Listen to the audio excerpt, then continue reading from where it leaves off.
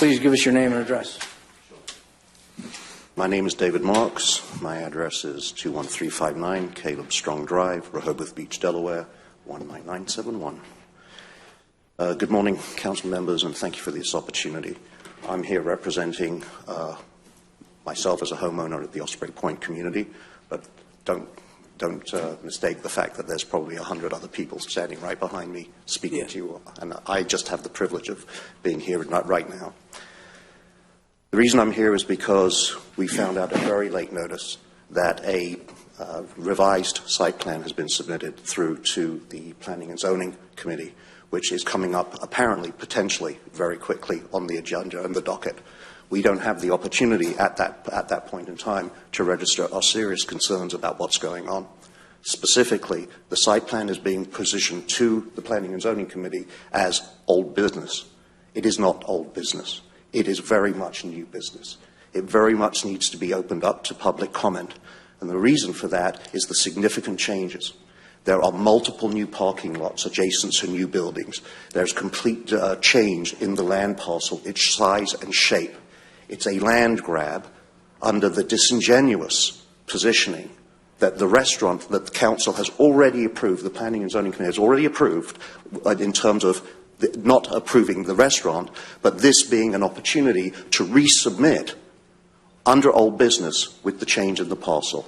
That in and of itself is disingenuous. We should not, in our opinion, allow that to happen. Furthermore, as homeowners and residents, we have certain rights. We have the right to understand exactly what is going on and what is going to happen in our community so that we can continue to enjoy and have the quiet enjoyment of our residents. That clearly is not the case.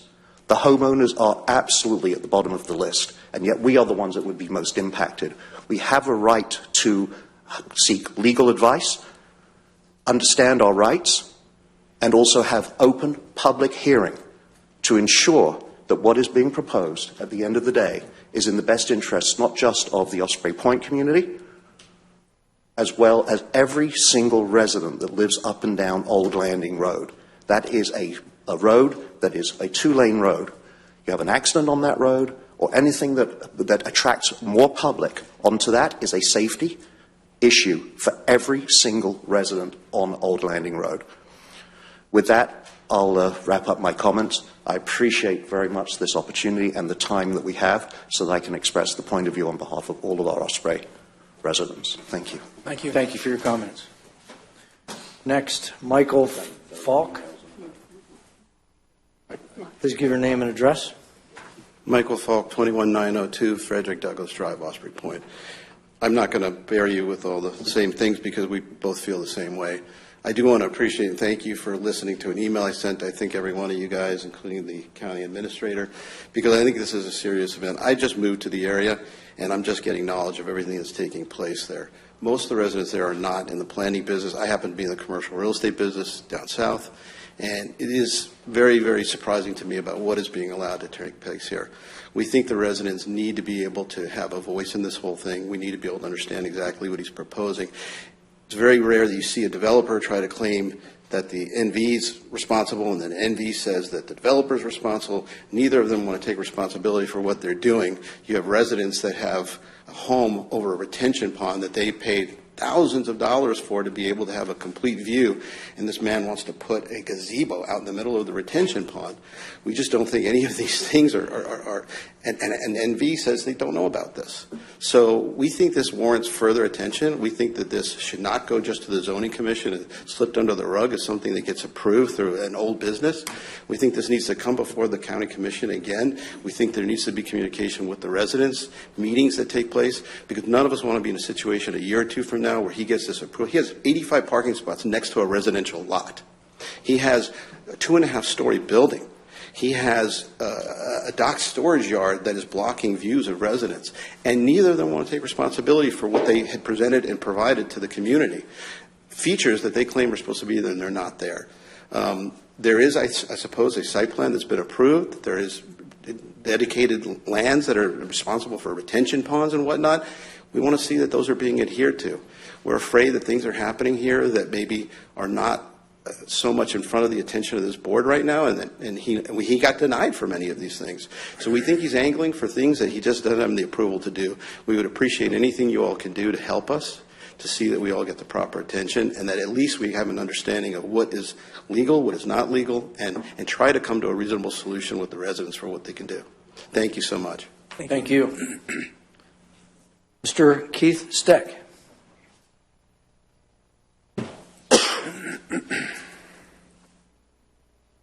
It's been a while. Morning.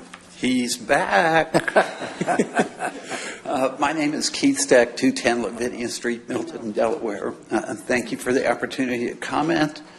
I'll begin by saying that I believe the overdevelopment pressures and the lack of services in certain areas really do demand a serious consideration of Councilman Lloyd's call for a pause on new development applications. The county's ever-increasing population, pressure to build, and the election of the new majority of county council present a real opportunity for the council to implement needed changes in how the county operates.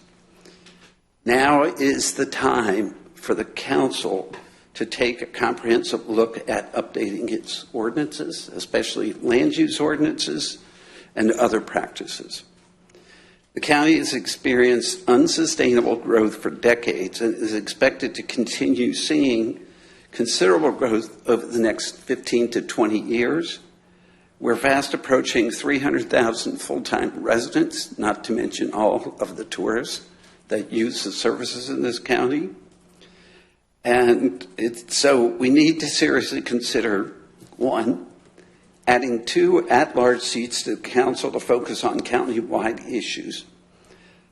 2, I think the council needs to set up its own legal department as required by state law, as opposed to contracting out county legal services. There's 2 reasons for that. First, it's to build institutional knowledge within the county government on legal matters and other issues, and to avoid conflicts of interest that occasionally pop up where it causes attorneys to shuffle and recuse themselves on different matters before different bodies of the county. I also believe it's time to implement its own ethics code, a stronger code than what the state has.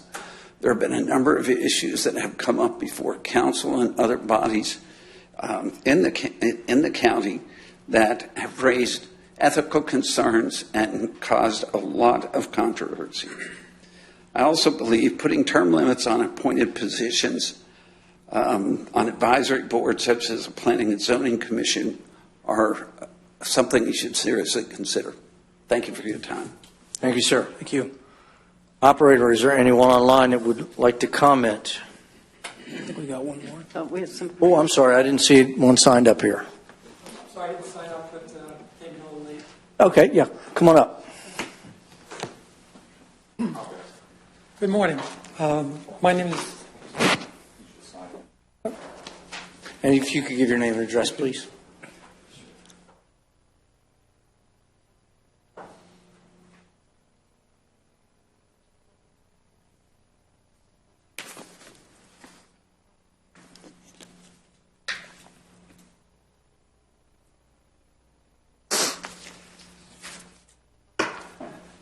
Thank you. Yes, sir.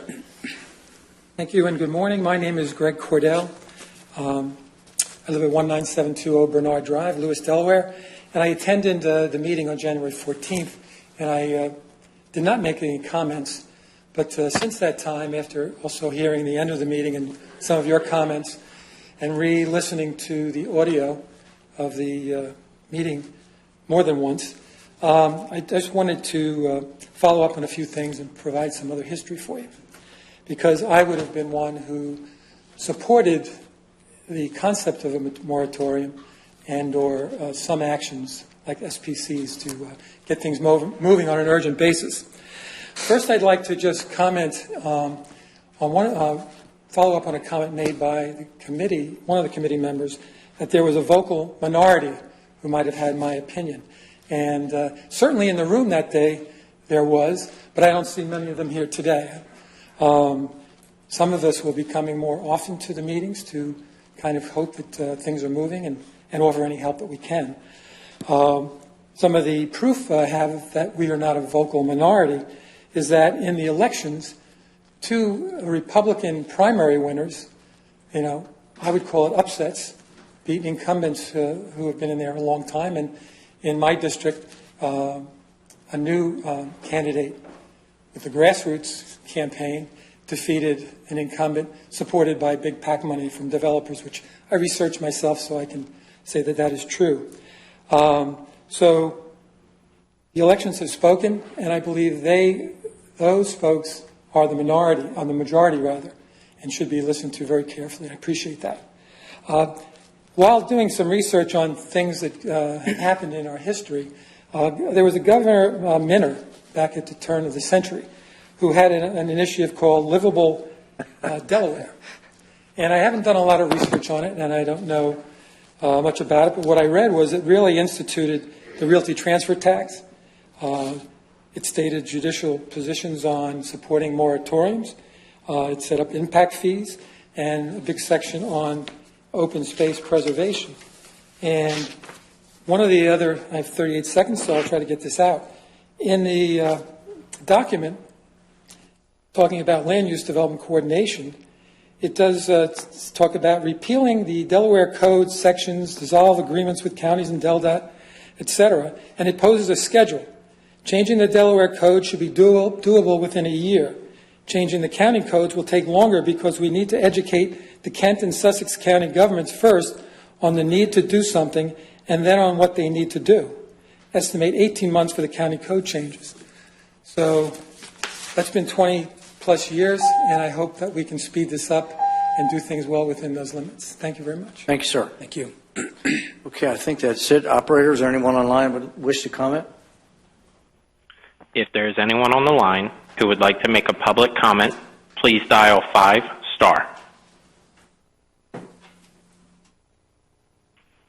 We have Susan on the line. Susan, your line is open. Thank you. Hi, good morning, council members. This is Susan Anderhagen. I live at 33562 Union Circle in Lewis.